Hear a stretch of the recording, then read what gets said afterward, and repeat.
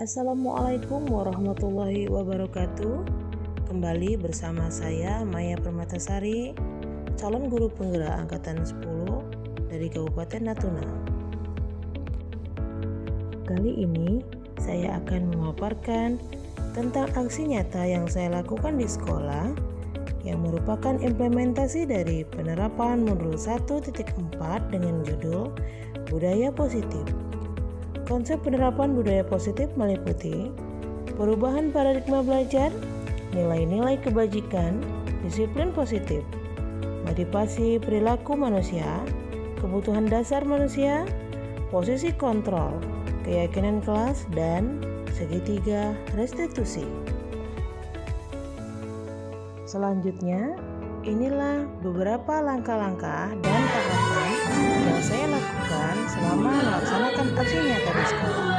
Selamat menyaksikan.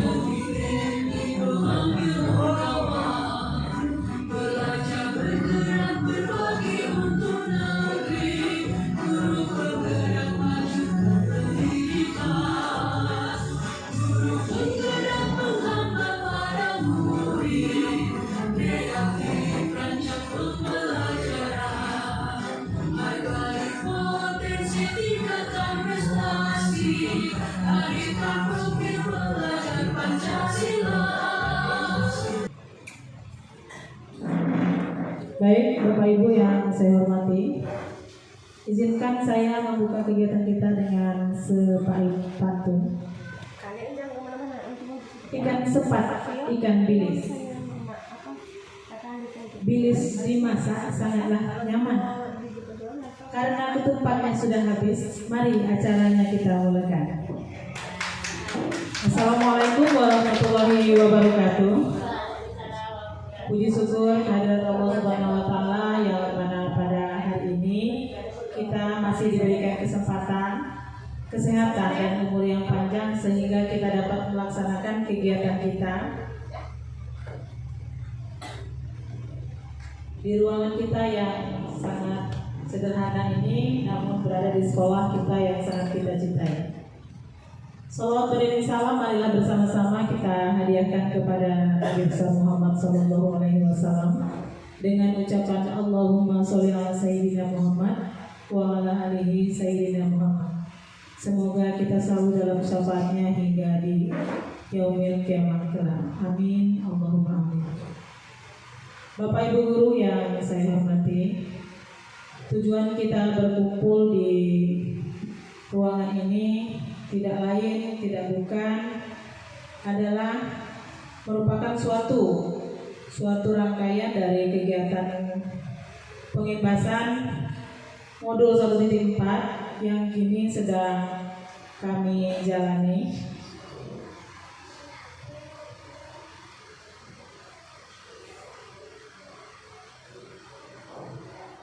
Dalam modul 1.4 ini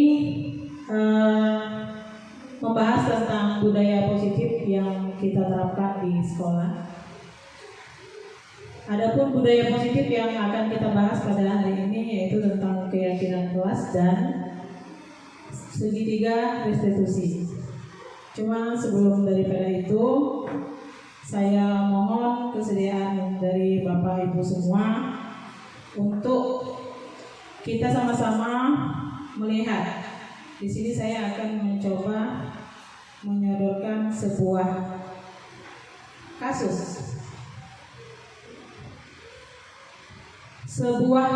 yang sering, anggaplah ini katakanlah ini sering kita temui di kehidupan kita ketika di kelas. Kita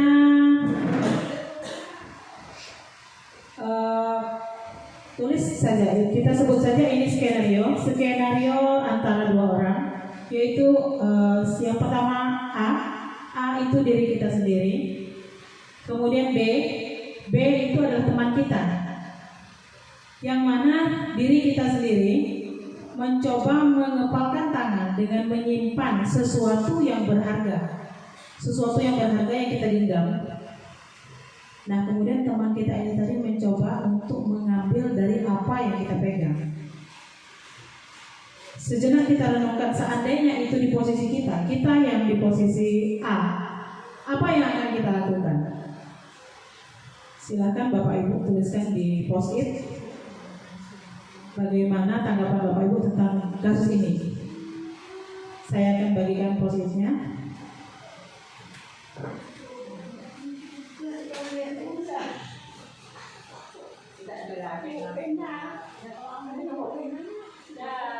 Pak 246. Pena boleh, pensil boleh. Kalau tidak selesai nggak boleh ya?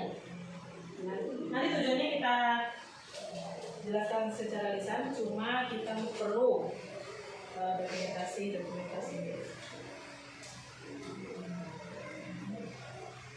Tentang suatu kasus, ada orang A dan orang B, yang mana orang A ini adalah kita dan orang B adalah teman kita. Kemudian kita memiliki sesuatu yang sangat berharga, yang paling kita sayang, yang kita genggam. Nah, orang B ini, teman kita, berusaha mencoba mengambil apa yang kita genggam. Jadi kita selaku A, selaku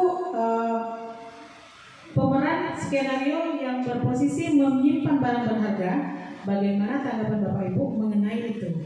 Apakah Bapak Ibu akan menyerahkan dengan rayuan teman tadi, atau posisi mempertahankan, atau seperti apa Bapak Ibu menyikapinya ketika barang berharga tadi dicoba diminta oleh si B tadi? Itu coba sebelum kita melanjutkan kepada materi inti kita pada hari ini.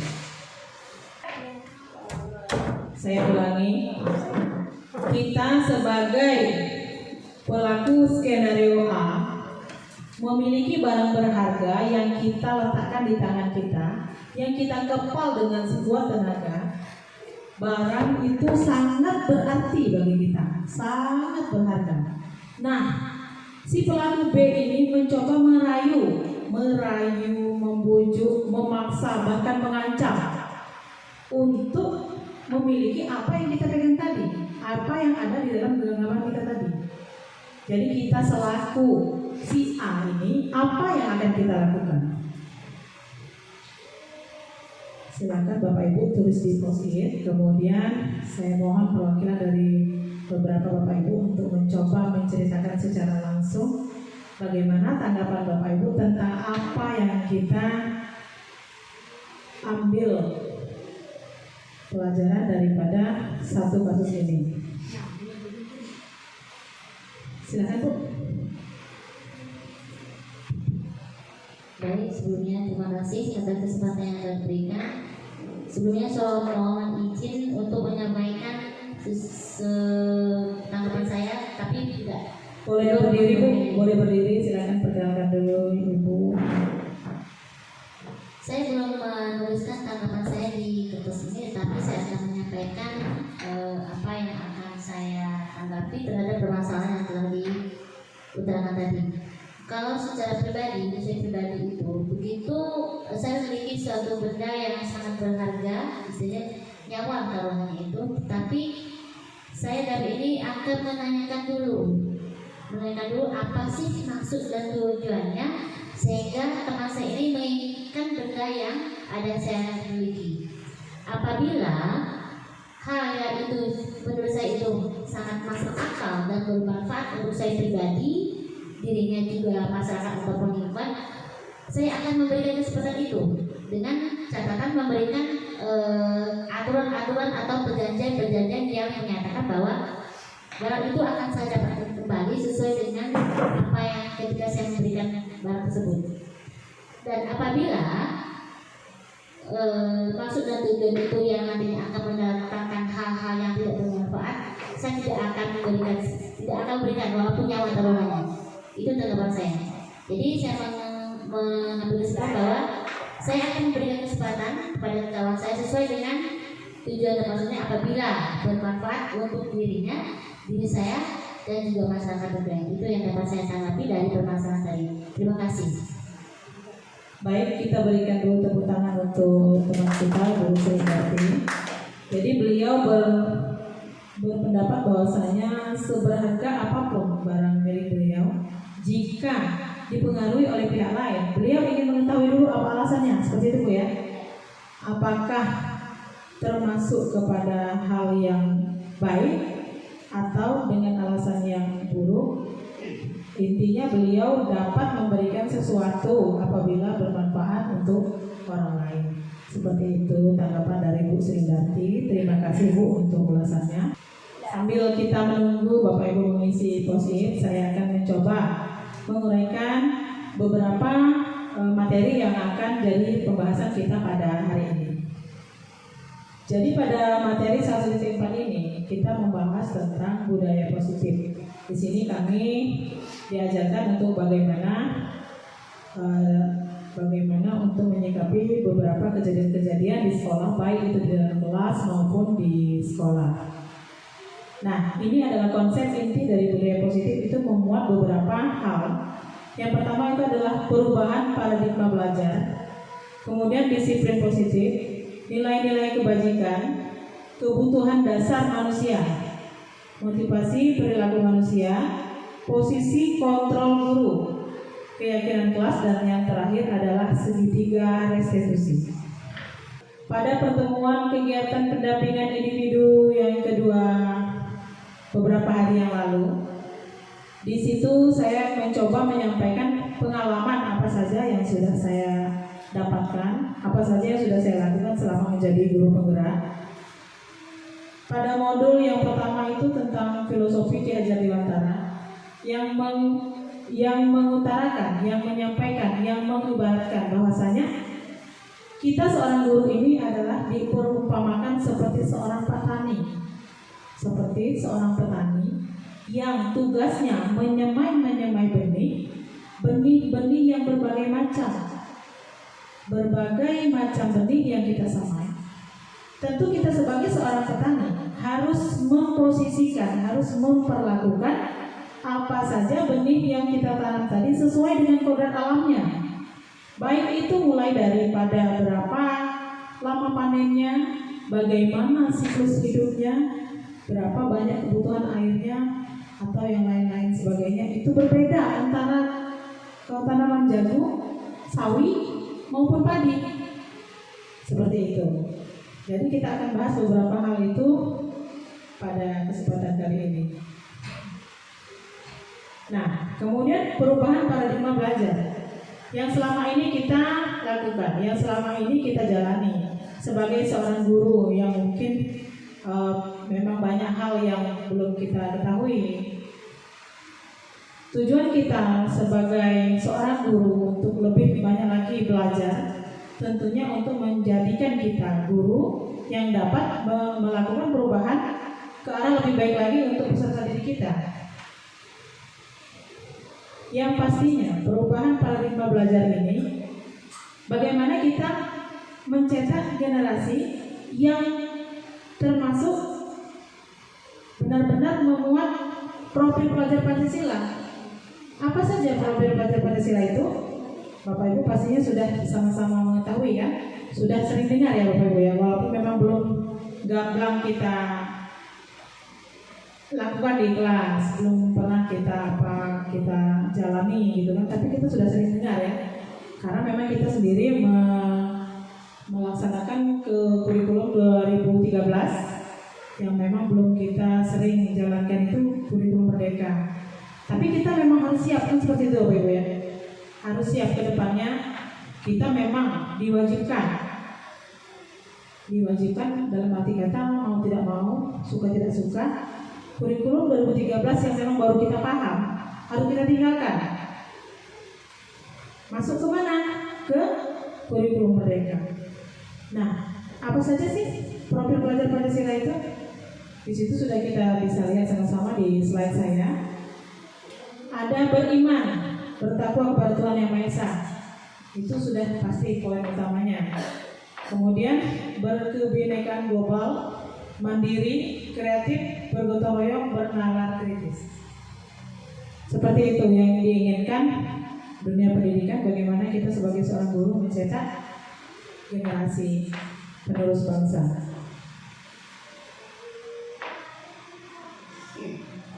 Silakan Bapak Ibu yang posisinya sudah terisi boleh ditempelkan di papan tulis.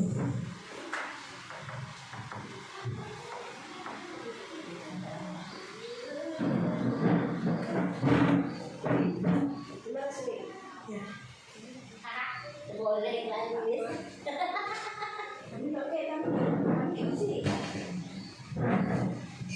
Saya terbalik lumayan.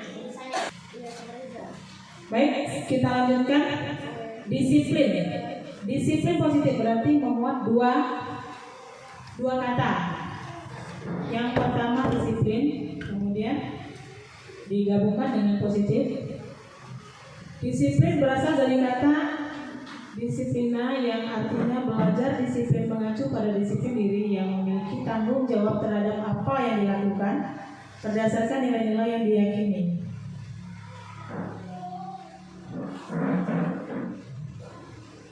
Untuk apa sih disiplin positif ini kita jalankan? Terutama sebagai seorang pendidik. Sebagai pendidik, tujuannya kita adalah menciptakan peserta didik yang memiliki disiplin diri sehingga mereka berperilaku mengacu pada nilai kebajikan universal dan memiliki motivasi intrinsik dalam perubahan perilaku ke arah yang lebih baik.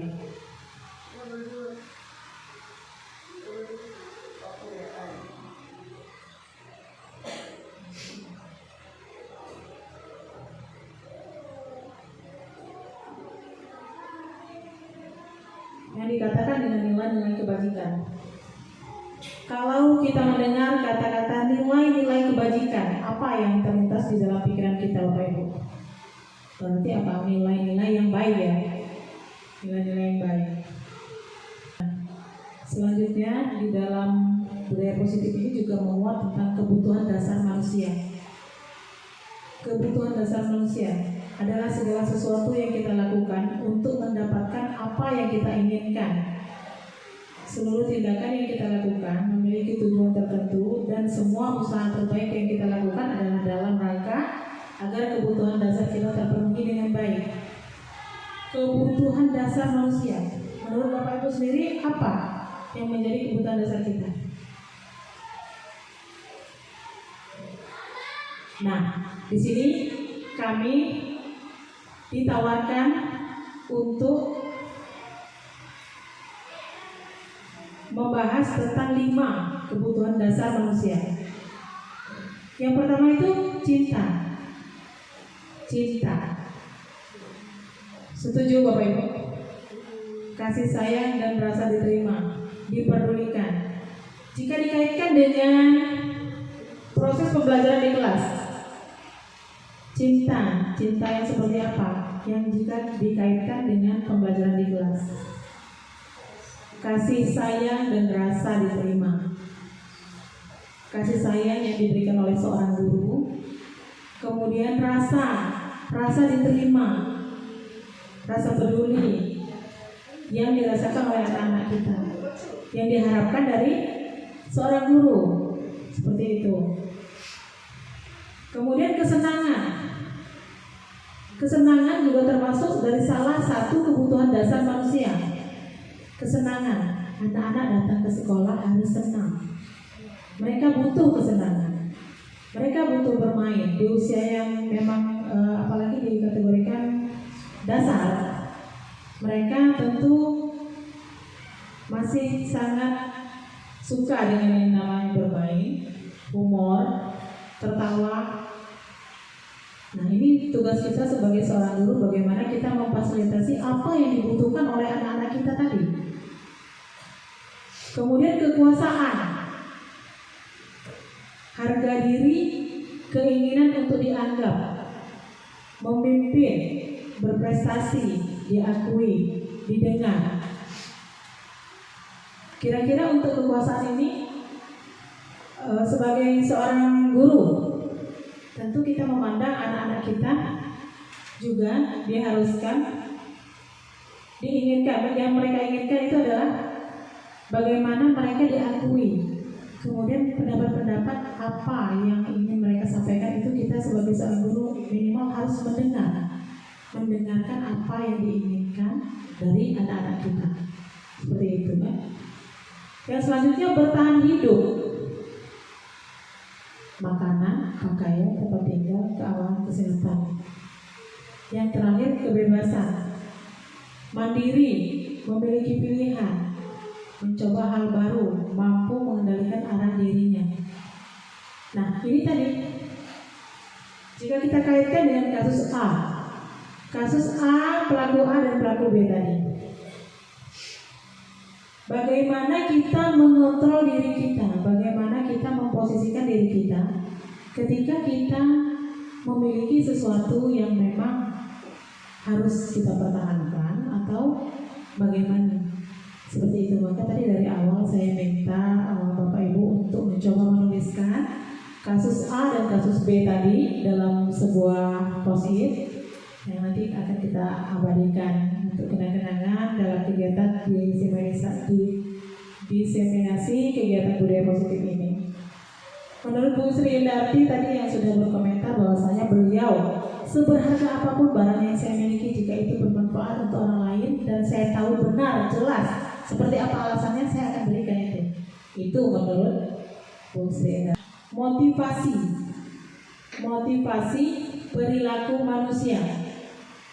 Kemudian untuk mendapatkan imbalan penghargaan dari orang lain, itu motivasi dari luar. Kemudian motivasi dari dalam untuk menjadi orang yang mereka inginkan dan menghargai diri sendiri dengan nilai-nilai yang mereka percaya.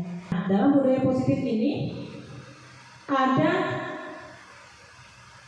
yang disebut hukuman, konsekuensi, restitusi. Dari ketiga katanya memiliki arti yang berbeda-beda. Hukuman. Yang pertama kita akan bahas dulu Bapak Ibu, perbedaan antara hukuman dan konsekuensi. Menurut Bapak Ibu sekalian, antara hukuman dan konsekuensi itu bedanya apa sih? Kalau kita lihat dari slide yang saya paparkan ini, jika hukuman itu tidak dari kegiatan yang tidak terencana, tiba-tiba murid tidak tahu apa yang akan terjadi atau tidak dilibatkan, bersifat satu arah, kemudian berupa hukuman fisik. Nah, jika konsekuensi bentuknya juga hukuman, tetapi bentuknya disepakati, kesepakatan bersama, seperti itu. Murid tetap dibuat tidak nyaman, kemudian sikap guru selalu memonitor murid. Kemudian apa maksud daripada restitusi? Proses menciptakan kondisi bagi murid untuk memperbaiki kesalahan. Kemudian proses kolaboratif yang mengajarkan murid untuk mencari solusi sendiri.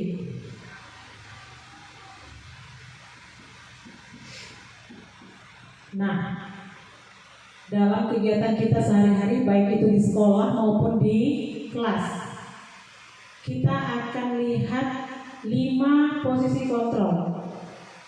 Di sini dalam slide saya ini saya menampilkan 5 posisi kontrol kita sebagai seorang guru.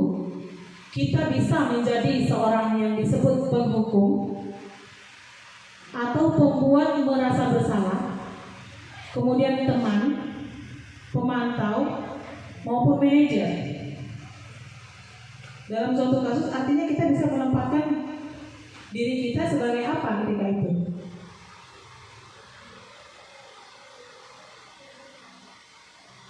Ini ada beberapa contoh penerapan 5 posisi kontrol. Yang contoh pada kasus siswa terlambat datang ke sekolah. Seorang siswa yang sering terlambat datang ke sekolah. Sebagai seorang penghukum, ketika seorang guru diposisikan menjadi seorang penghukum, bagaimana kegiatannya? Bagaimana penerapannya? Kamu lari keliling lapangan 4 kali putaran. Itu yang diucapkan oleh seorang guru kepada siswa yang terlambat tadi. Artinya saat itu guru tersebut sebagai posisi kontrol di penghukum. Ketika seorang guru mengucapkan kamu lagi, berapa kali sudah ibu bilang, berapa kali sudah ibu beritahu, kamu selalu mengecewakan ibu. Kita sebagai seorang pembuat rasa bersalah.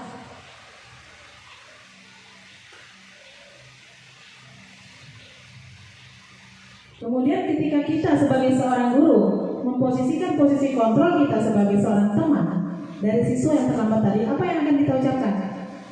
Ayo dong ikuti aturan sekolah, tolong bantu Bapak Ibu kali ini aja ya.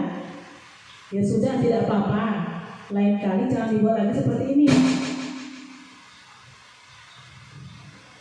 Artinya kita sedang memposisikan diri kita sebagai seorang teman bagi siswa yang sedang terlambat tadi. Kemudian ketika kita mengucapkan, kamu sudah melanggar peraturan di sekolah, kamu tahu konsekuensinya. Setelah upacara, kamu beli atributnya di koperasi dan jangan diulangi lagi ya. Artinya kita sebagai seorang guru ketika itu dalam posisi kontrol, kita sebagai seorang pemantau. Yang terakhir, manajer. Ketika kita seorang guru menjadi manajer untuk di proses pembelajaran kita tadi, ketika kita mendapati siswa yang sedang mengalami kasus, siswa yang sering terlambat, apa yang kita ucapkan? Apa kamu tahu kesalahanmu? Bagaimana cara kamu memperbaiki kesalahanmu? Sampai di situ pas ya Bapak Ibu?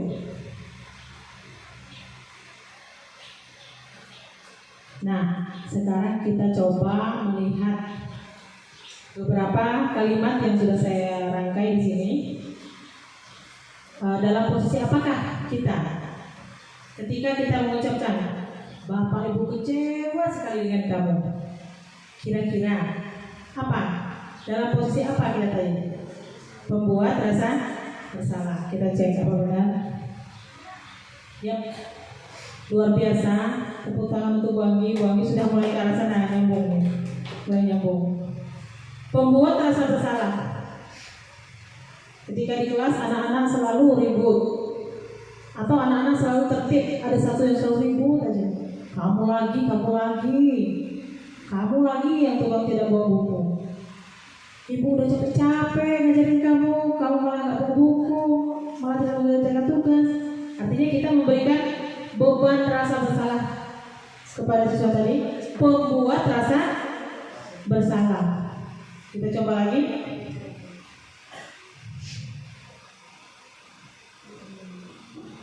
Posisi kontrol apakah aku ketika mengucapkan ayolah lakukan demi Bapak Ibu kali ini aja.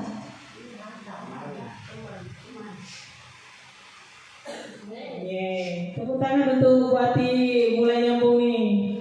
Mulai nyambung. Kalau kita ramai tadi seru juga nih. Kurang ramai nih, jadi kita agak kurang bersemangat. Tapi tadi udah dipancing dengan ketupat Bu M tadi, luar biasa sedapnya. Pasti kita sudah tidak memikirkan lagi kisah perut. Dan alhamdulillah harusnya fokus kita harusnya sudah terkumpul. Tepuk tangan untuk kita semua sebelum kita lanjutkan dengan kalimat berikutnya. Nah, dalam posisi kontrol apakah aku ketika aku mengucapkan kamu tidak akan pernah mendapatkan nilai jika tidak mengerjakan tugas. Kamu tidak akan pernah mendapatkan nilai jika tidak mengerjakan tugas.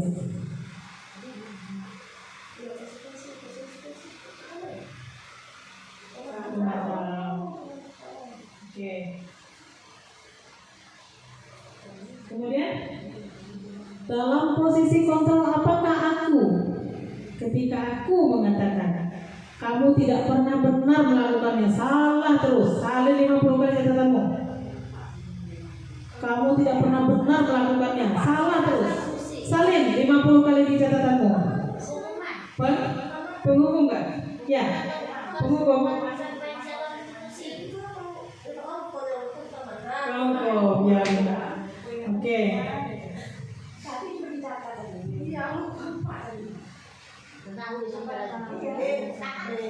Apa rencanamu untuk menyelesaikan masalah ini? Manajer ya, luar biasa. Luar biasa. Pulang bawa mobil Avanza ya. Surprise ya. Nah, dalam disiplin positif ini juga kita akan membahas tentang keyakinan kelas. Mungkin di dalam kita melakukan proses pembelajaran, tentunya Bapak Ibu semua pasti sudah melakukan itu semua. Hanya saja mungkin kita belum runut melakukannya sesuai dengan konsep, konteks yang ada. Tapi saya yakin kita semua pasti selalu menjalankan ini ketika kita melaksanakan proses pembelajaran di kelas. Kata-kata keyakinan kelas, kenapa bukan peraturan kelas? Peraturan. Jika kita mendengar kata-kata peraturan kelas, artinya murid-murid kita hanya sekedar melaksanakan apa yang sudah kita buat. Tapi ketika kita mengatakan itu keyakinan kelas itu apa sih sebenarnya?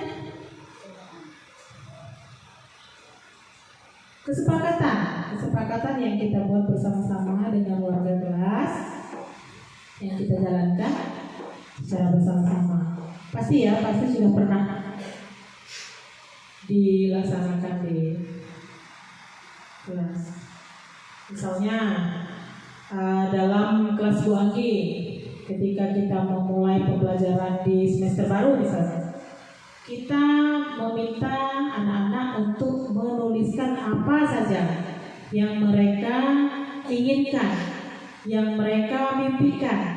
Mereka memimpikan kelas mereka itu seperti apa. Kemudian mereka memimpikan kita sebagai gurunya itu harusnya seperti apa. Kemudian mereka memimpikan bagaimana proses pembelajaran itu berlangsung. Untuk contoh misalnya, Bu, boleh tidak kita memasukkan peraturan atau kesepakatan ketika sedang belajar kita boleh tidak membawa air minum? Enggak, kita bagaimana menyepakatinya? Di kelas Bu Anggi, sama-sama kita sepakati boleh minum, tetapi harus tetap di tempat duduk misalnya. Satu, apalagi kemudian tidak boleh terlambat, datang tepat waktu misalnya. Nanti sama-sama kita buat ya Bapak Ibu. Kita bikin, kita bawa post-it, kita bikin pakai karton yang kita lengketkan di dinding yang memang terpantau terus, terlihat terus oleh anak-anak. Nah, nanti tugas Bapak Ibu guru semua adalah membuat keyakinan kelas tadi di setiap kelas masing-masing. Kita tanyakan dengan anak-anak kita apa yang mereka impikan dari proses pembelajarannya, bagaimana proses pembelajarannya berlangsung, kemudian kelasnya seperti apa, mereka maunya bagaimana. Nah, di situ kita memfasilitasi mereka, memfasilitasi apa yang jadi keinginan warga kelas yang memang bisa kita terapkan dan kita laksanakan. Apakah hukumannya boleh kita buat? Boleh, tentu boleh. Di poin konsekuensi tadi. Seperti itu. Ketika misalnya kita datang terlambat, artinya ketika kita datang terlambat nanti yang terlambat berarti kita harus menyanyi dulu misalnya. Atau ketika hari Senin kita tidak memakai topi, kita tidak boleh masuk ke kelas. Atau kita akan bagaimana? Itu kita tuliskan semua, kita muat semua di keyakinan kelas. Pada saat Bapak Ibu guru membuat keyakinan kelas, kita boleh mengundang guru mata pelajaran lain. Yang memang ketika kita di SD ini kan kita tidak banyak guru mata pelajaran ya Ibu. Kita hanya menerapkan guru kelas full di kelas dalam 1 minggu itu, kecuali pada saat jam pembelajaran guru mata pelajaran pendidikan agama Islam, BJOK, tahfiz, motor lokal maksud saya, dan kepala sekolah. Nah, kita bisa sama-sama, kita bagi waktunya, kita sepakati bersama kapan kita membentuk keyakinan kelas untuk kelas 1 dan sampai dengan kelas 6. Yang mungkin Bapak Ibu wali kelas bisa mengundang guru mata pelajaran, kemudian diketahui oleh Bapak kepala sekolah, yang nanti kita akan buat sama-sama, kita tempelkan di karton, kita tempelkan di dinding kelas agar bisa kita laksanakan sepanjang proses pembelajaran dalam satu semester ataupun setahun. Kegiatan kelas ini bisa kita rubah di semester, di akhir semester ketika mau masuki semester baru, kita boleh menambahkan atau mengurangi dari apa yang sudah kita sepakati. Misalnya untuk anak kelas 1 ternyata susah atau lebih mengurangi konsentrasi saat minum di kelas itu boleh. Nah, jadi kita buang poinnya untuk minum saat jam pembelajaran kita tiadakan lagi gitu misalnya. Nanti ditambah dengan lebih cepat keluar 5 menit untuk bisa santai jajan di kantin misalnya seperti itu. Bisa Bapak Ibu kita coba di awal semester nanti sama-sama kita terapkan ya, kita bentuk, kita susun keyakinan kelas sama-sama bersama wali kelas dan bersama guru-guru mata pelajaran yang dihadiri oleh Bapak Kepala Sekolah. Siap Bu? Berarti siap? Bu En? Siap ya? Nah itu saya bilang tadi, sebenarnya kita pasti sudah melaksanakan, hanya mungkin caranya, langkah-langkahnya belum terrunut, belum terstruktur sebagaimana konsepnya, mungkin hanya seperti itu. Pasti sudah ya Bu? Bagaimana tempat duduknya kan? Saya perhatikan kelas buangi itu tidak boleh coret-coret, tahan sampai membalut meja gitu supaya lebih bersih dan estetikanya keluar gitu kan. Apalagi kelas Bu Ati yang sebenarnya sudah hampir memfasilitasi pojok baca, saya tengok kelas 2 itu hampir memfasilitasi pojok baca itu ya. Cuma mungkin kita gerakkan lagi lebih kepada dibentuk, betul-betul dibentuk supaya nyaman tadi kan. Mungkin anak-anak bisa boleh membawa bantal kan ketika misalnya jam istirahat, Bu saya mau bacanya lebih nyaman, mau baring-baring kan gitu kan. Nanti bisa kita masukkan kita mohon kepada Bapak Kepala Sekolah untuk mencoba memfasilitasi apa yang kita perlukan di kelas agar kelas kita menjadi nyaman dengan merapikan pojok bacanya misalnya atau seperti itu. Di pas ini di penghujung semester nanti selesai liburan kita melaksanakan PBDB aktif kita di kelas baru. Kita coba yang pertama sekali adalah membuat keyakinan kelas. Oke Bapak Ibu, semangat? Mantap. Nah, yang terakhir dari materi ini adalah segitiga restitusi.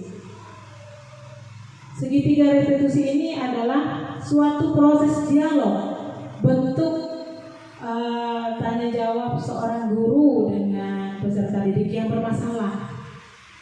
Jadi kalau ada masalah di sekolah atau di kelas terhadap anak-anak itu, kita bisa menyelesaikannya dengan metode segitiga restitusi. Tujuannya adalah untuk mendapatkan murid yang berkepribadian mandiri dan bertanggung jawab, memiliki rasa tanggung jawab. Seperti itu. Nah, ini salah satunya, menstabilkan identitas. Membuat kesalahan adalah bagian dari proses pembelajaran.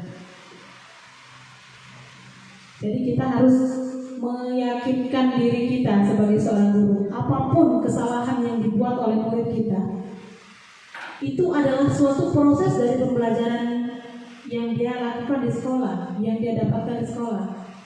Yang mana tugas kita dari kesalahan tersebut membuat siswa menjadi belajar untuk berubah kepada yang lebih baik lagi dari proses kesalahan yang dibuatnya tadi.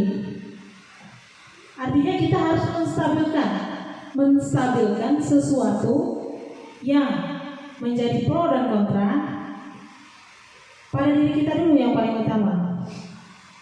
Dengan beranggapan bahwasanya berbuat salah itu wajar. Tidak ada manusia yang sempurna. Itu yang harus kita berikan, kita menjadikan stimulus untuk diri kita sendiri sebagai seorang guru. Berbuat salah itu wajar. Itu Itu yang harus kita tanamkan dalam pikiran kita. Ketika anak-anak melakukan kesalahan, itu wajar, masih dalam proses belajar. Artinya kita harus berubah. Artinya kita harus dari kesalahan tadi kita pelajari untuk kita bisa menjadi lebih baik lagi.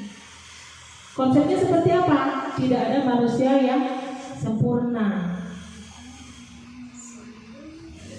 Kita sampaikan kepada anak-anak, Bapak Ibu pun pernah melakukan itu dulu ketika Bapak Ibu di usia kalian. Bahkan lebih parah lagi, atau banyak lagi hal yang bisa kita yakinkan kepada anak-anak bahwasanya proses kesalahannya itu adalah dalam tahap belajar. Kemudian tidak mencari siapa yang salah, tapi kita sebagai seorang guru itu mencari solusi dari permasalahannya. Ketika dia melakukan kesalahan, tugas kita sebagai seorang guru mencari apa sebabnya anak itu melakukan itu, apa sebabnya itu sampai terjadi. Kemudian bagaimana solusinya setelah kita cari tahu alasannya seperti apa, kedepannya kita akan seperti apa. Itu tugas kita sebagai seorang guru.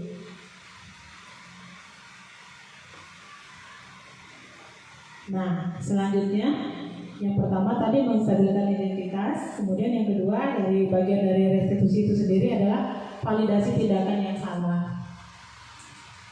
Setiap perilaku berupaya memenuhi suatu kebutuhan tertentu. Validasi tindakan yang salah artinya kita harus menjelaskan kepada anak-anak apa yang dia lakukan itu benar atau tidaknya. Seperti itu. Dengan stimulus seperti apa? Kamu pasti punya alasan mengapa melakukan hal itu. Itu yang pasti yang utama kita ucapkan ketika kita mendapati anak-anak yang melakukan kesalahan. Sama dengan ketika kita sering membuat peraturan bahwasanya yang tidak menggunakan seragam lengkap pada hari Senin, ya, Bu, itu kita bariskan dia tersendiri. Padahal mungkin saja bisa jadi dia punya alasan tertentu kenapa dia tidak memakai pakaian yang lengkap, kenapa dia sampai terlambat. Itu pasti sebenarnya hanya mungkin kita selama ini kan kita tidak sampai ke situ karena kita menganggap itu sudah membudaya di sekolah kita, sudah kita jadikan peraturan, sudah kita budayakan bahwasanya memang ini yang harus kita lakukan. Setiap hari Senin kita harus menggunakan seragam lengkap. Kita langsung memposisikan dia menerima hukuman dengan dia diasingkan dengan teman-temannya yang lain. Seperti itu. Kemudian apalagi stimulus yang harus kita berikan kepada kita maupun kepada pelaku kesalahan tadi. Padahal kamu bisa melakukan hal yang lebih buruk dari ini ya. Artinya kita memberikan kebebasan kepada dia untuk bisa berpikir tindakan yang dia lakukan ini salah atau benar. Seperti itu kan Bapak Ibu ya. Kamu patut bangga telah melindungi sesuatu yang penting buat kamu. Ini contoh-contoh kata-kata yang kita berikan stimulus baik untuk diri kita sendiri maupun terhadap anak-anak. Kamu melakukannya karena kamu mempertahankan sesuatu yang penting bagimu. Nah, kemudian yang terakhir dari segitiga restitusi itu sendiri, menanyakan keyakinan kelas. Berdasarkan prinsip teori kontrol bahwa pada dasarnya kita termotivasi secara intrinsik. Kita wajib menanyakan kepada anak-anak setelah kita tanya bagaimana mimpinya, bagaimana keinginannya, bagaimana proses pembelajaran yang dia inginkan. Setelah kita rangkum semua yang dari ide dari anak-anak tadi, kita kemudian harus menanyakan kembali kepada anak-anak, apa keyakinan kelas kita ini, nilai apa yang telah disepakati bersama, kamu ingin menjadi orang seperti apa, dengan pertanyaan-pertanyaan seperti itu.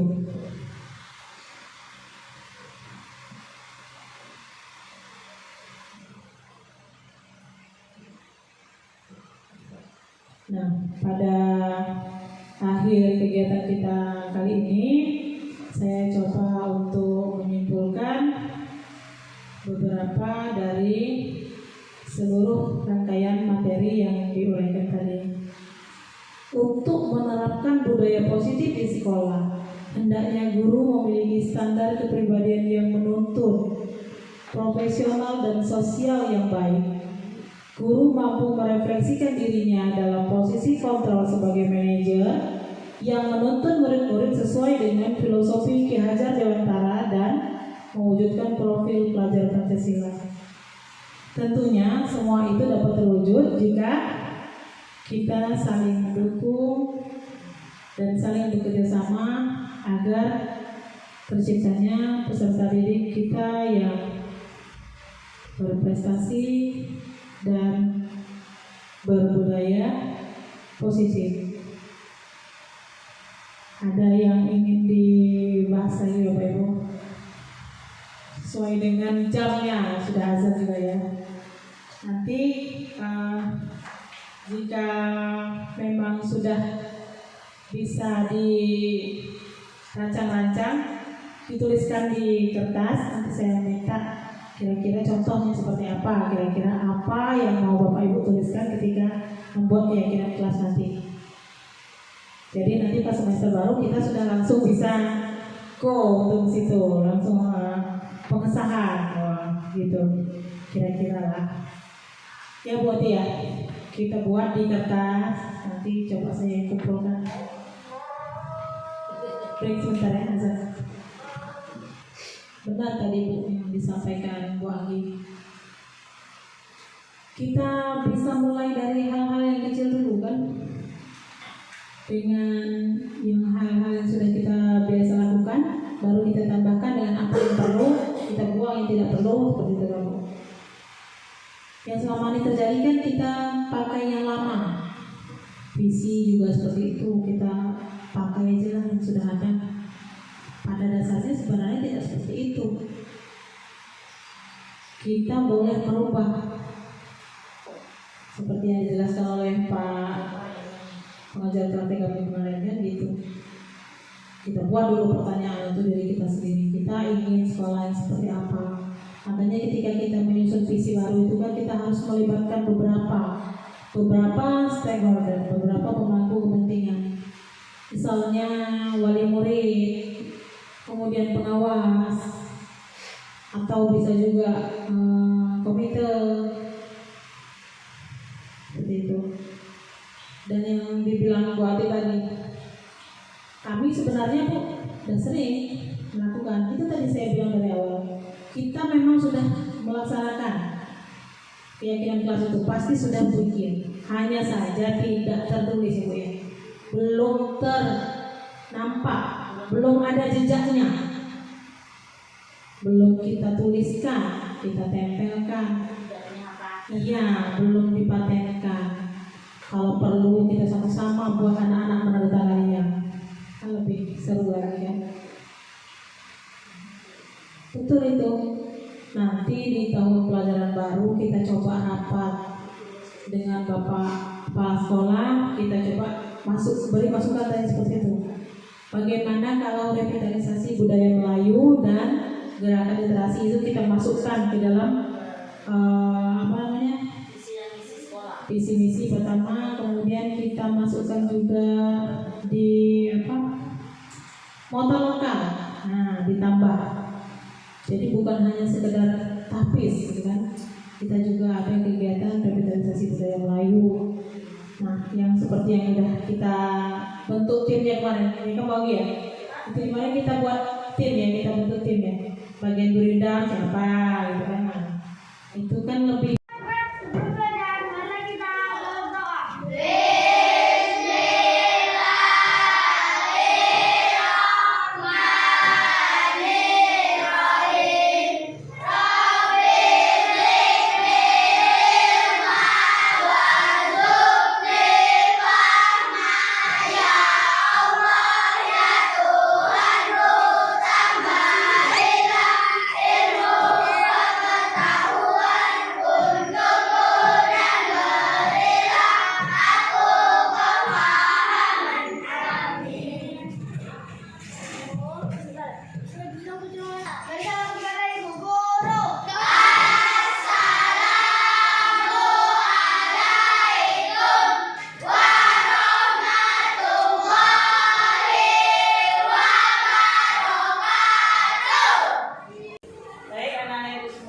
Assalamualaikum warahmatullahi wabarakatuh.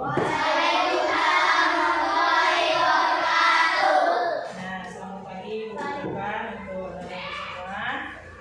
Ya, jadi hari ini kita ingin membuat keyakinan kelas. Nah, ada yang sudah pernah dengar belum? Keyakinan kelas. Keyakinan kelas. Ada yang paham nggak? Ada yang pernah dengar belum? Apa keyakinan kelas? Kalau peraturan kelas. Kalau kata peraturan, peraturan tidak? Apa sih yang peraturan itu? Apa? Kalau misalnya nih, silakan nih, yang kita mau jelaskan nih.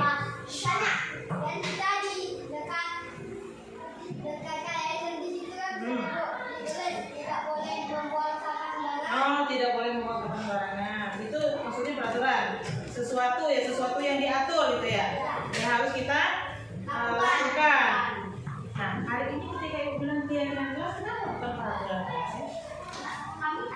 Peraturan itu akan jelaskan sedikit. Jika peraturan itu sesuatu hal yang dibuat untuk kita laksanakan dan kita patuhi. Nah, kalau keyakinan kelas itu kita akan membuat sesuatu yang akan kita laksanakan, secara bersama-sama, tapi kita sepakati bersama-sama. Ya. Jadi hari ini ibu akan bagikan kertas kecil ini. Nanti anak ibu tulis di sini. Soalnya apa mimpi anak-anak ibu semua tentang kelas kita ini?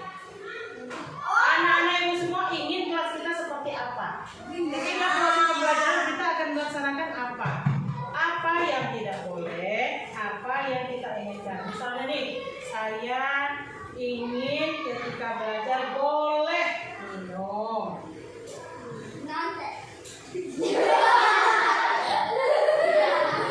Dalam tanda kutip yang positif. Nah, positif. Bu, saya ingin kelas kita boleh nyontek. Itu masuk dalam kata-kata positif atau negatif? Negatif. Salah itu langkah pasti. Oke? Kita mulai, nanti ibu bagikan satu orang dua. Apa yang tidak boleh, kemudian apa yang kita inginkan. Iqmal paham Iqmal? Nggak paham. Oke. Coba semuanya tenangkan dulu pikiran, kemudian pikirkan apa sih yang saya butuhkan. Kelas saya itu saya inginnya seperti apa sih gitu. Mau renovasi kelas. Ini jadi seperti apa? Ya, Bu, cukup nggak nih? Ya, nanti kita tempel di dinding. Kita tempel di depan tulis. Jangan di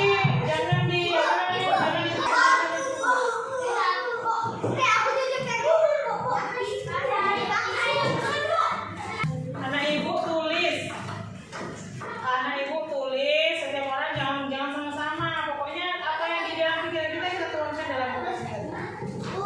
Inginnya kelas kita itu seperti apa? Nah, ketika kita belajar apa yang boleh dilakukan, kita kesepakatan sama-sama.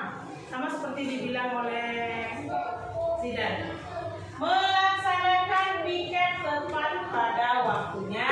Misalnya contoh, memakai kaos kaki. Nah, harus pakai kaos kaki. Kami harus masuk kelas ini. Kita sepakati bersama-sama kok kami tidak akan masuk kelas ini, tidak akan belajar jika tidak pakai kaos kaki. Misalnya gitu. Tidak memanjangkan rambut. Misalnya saat belajar boleh minum.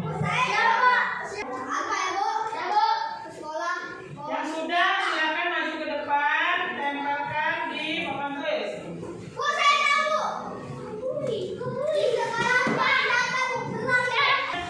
Tempelkan nama boleh tulis sama. Nah, tuh. Ya. Oke. Enggak. Misalnya jam istirahat harus tepat waktunya, Bu. Jam 9.15 kita harus sudah keluar. Boleh gitu.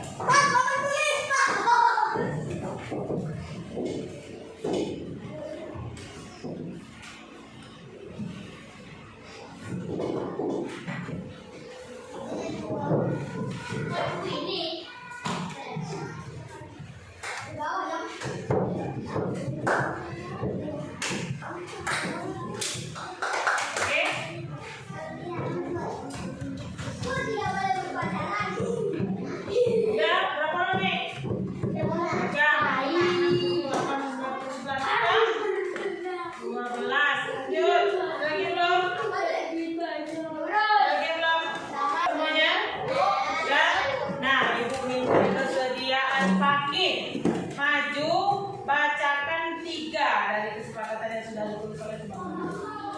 Pergi.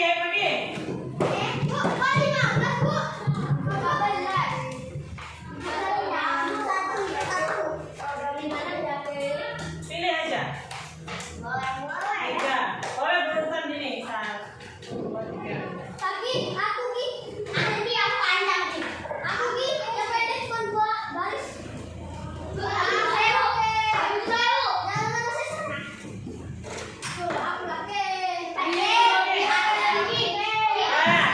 Yang lain kita tenang dulu suaranya supaya kita bisa dengar suara pagi. Ayo pagi, bacakan. Biar Saya saya. ingin sekolah tapi dalam minum. Oh, maksudnya mungkin saya ingin pergi ke sekolah, kemudian belajar, tapi boleh minum. Oke, kita buat 1. Boleh minum saat belajar. Mantap. Lanjut. Tidak usah barang kelas. Tidak merusak Barang kelas. barang di kelas.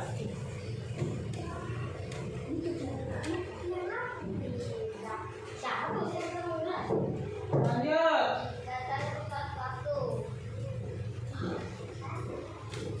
3. Datang tepat waktu. Oke, terima kasih untuk Ananda Kaki. Silakan duduk. Tepuk tangan dulu untuk kita semua. Supaya lebih semangat, kita tepuk semangat dulu. Siapa yang mau pandu? Oke, cerita. Tepuk semangat.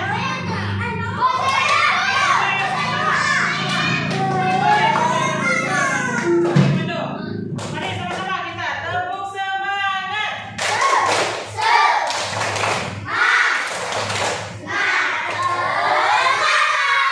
Selanjutnya silakan. Sekarang kita akan baca sama-sama 11 poin yang akan menjadi keyakinan kelas untuk kelas 4 ini.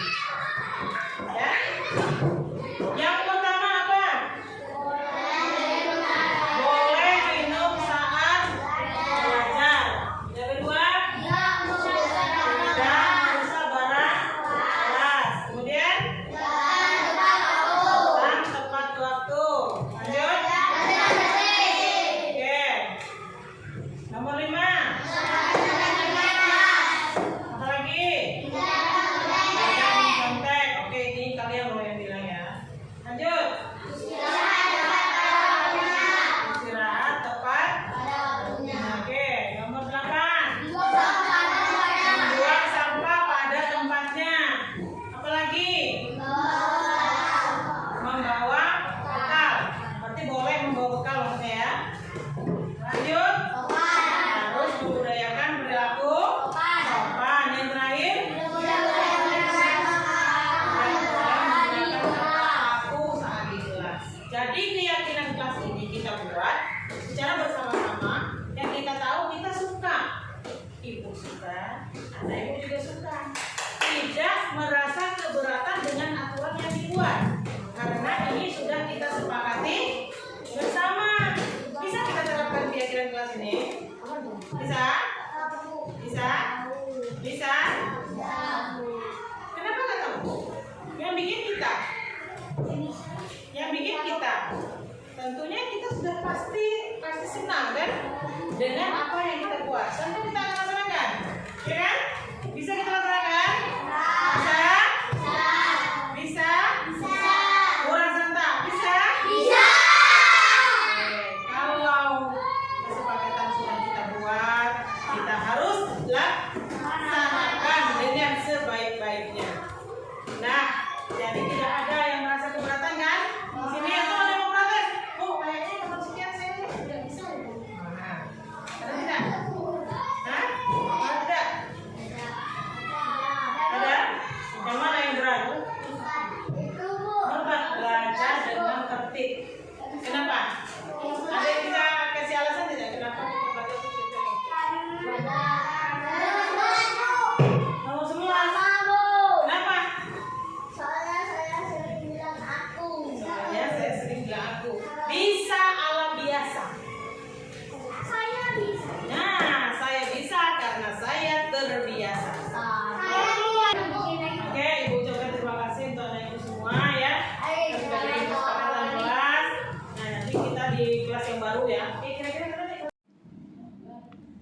Assalamualaikum Vicky, selamat pagi. Bagaimana kabar Vicky hari ini?